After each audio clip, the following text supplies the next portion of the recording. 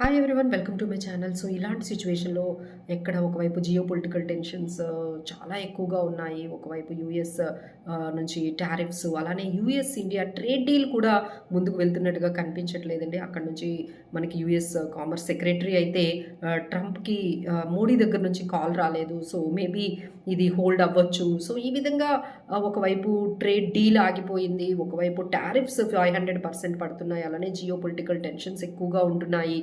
So ఈ టైంలో ఎలాంటి సెక్టార్స్ మనము స్టాక్స్ తీసుకోవచ్చు? So there are few Q3 results అయితే మనకి కొంచెం బాగా ఇంపాక్ట్ చేయబోతున్నాయండి ఇక్కడ నుంచి. సో మీకు గమనించే ఉంటారు, గోల్డ్ అండ్ సిల్వర్ అయితే, కాపర్ అవన్నీ కూడా మనకి ర్యాలీలో ఉన్నాయి. దీనివల్ల కొంచెం హిందుస్థాన్ జింక్ మంచి రిజల్ట్స్ కూడా వస్తున్నాయి. ముత్తూట్ ఫైనాన్స్, మనపురం ఫైనాన్స్, అలానే మనకి Kotak bank, axis bank, Adani ports కొంచెం వీక్ రిజల్ట్స్ కూడా ఉన్నాయండి. లైక్ ట్రెంట్, తర్వాత Utkarsh small finance bank, IndusInd bank, ఇలాంటివి కొంచెం మనకి డిసప్పాయింట్ రిజల్ట్స్ కూడా వచ్చాయి. సో ఓవరాల్గా మనం కొంచెం మంచి స్టాక్స్ మనం చూసుకోవాలి. మంచి గుడ్ అప్డేట్స్ వచ్చాయి అంటే మనకి bank of India, AU small financial bank, bank of Baroda, అలానే Bajaj housing finance, union bank, అలానే హిందుస్థాన్ జింక్, యూనియన్ బ్యాంక్, ఇలా మనకు కొంచెం వచ్చాయండి. వీక్ రిజల్ట్స్ అయితే మనకి Bajaj finance, DMart, RBL bank, ఇలాంటివి కొంచెం వీక్గా వచ్చే మనకి కనిపిస్తున్నాయండి. ఓవరాల్ కొన్ని సెక్టార్స్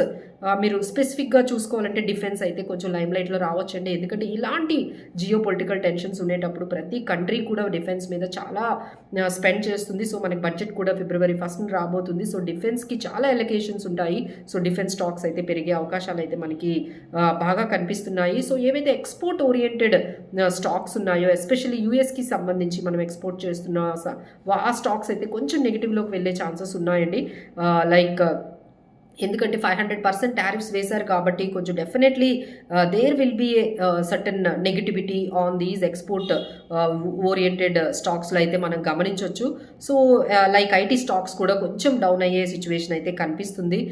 లైక్ గోల్కార్డ్స్ exports, Avanti feeds, Welspun living, ఇలా కొంచెం టెక్స్టైల్స్ కానీ కొన్ని ఏవైతే ఎక్స్పోర్ట్ ఓరియంటెడ్ స్టాక్స్ ఉన్నాయో వాటి నుంచి మీరు కొంచెం జాగ్రత్తగా ఉండాలి. ఎందుకంటే యూఎస్ ఇండియా ట్రేడ్ డీల్ ఆగిపోయింది, ఒకవైపు టారిఫ్స్ కూడా ఉన్నాయి. So need to be very specific అండి. ఇంకా ఏమైనా డౌట్స్ ఉన్నాయి, మ్యూచువల్ ఫండ్స్ ఎలాంటి స్కీమ్స్ తీసుకోవాలి, ఇలాంటి స్టాక్స్లో మనం ఉండాలి, ఎలాంటి థీమ్ 2026లో వర్కౌట్ అవుతుంది, ఇప్పుడు కూడా గోల్డ్ అండ్ సిల్వర్లో మనం ఇన్వెస్ట్ చేయొచ్చా, ఇలాంటి ఎటువంటి మీకు డౌట్స్ ఉన్నా you can take the counselling అండి. మీరు ఒక్కసారి వచ్చి మమ్మల్ని కన్సల్ట్ చేసినట్లయితే we will give you the right guidance on these investments. Thank you for watching and please do share and subscribe our channel. Thank you so much.